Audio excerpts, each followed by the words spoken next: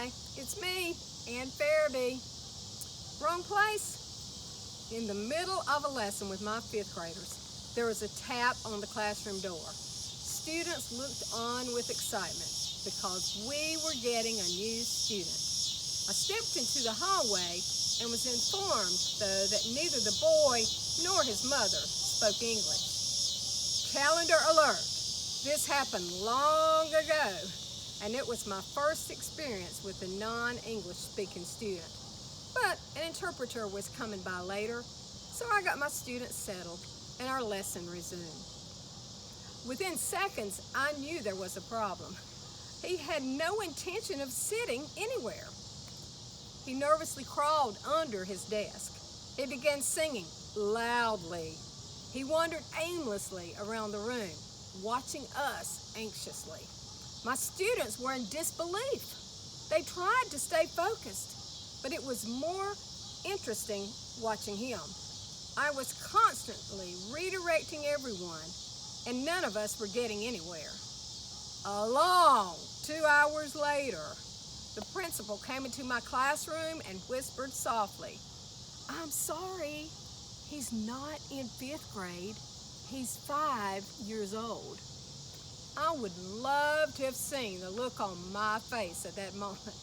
So I walked him to his kindergarten classroom. Instant happiness for all. He had been in the wrong place. He did not fit.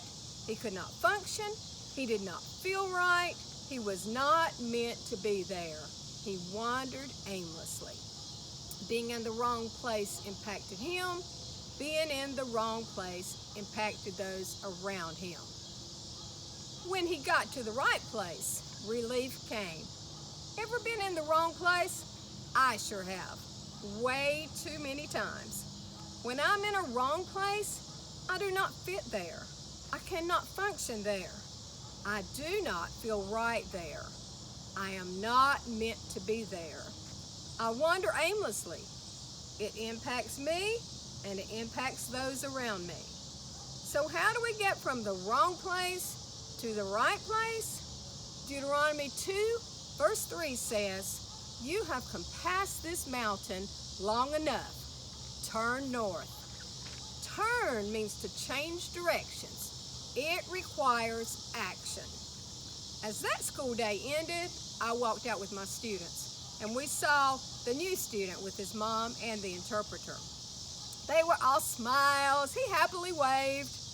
Once he had changed directions and had gotten from the wrong place to the right place, all was well.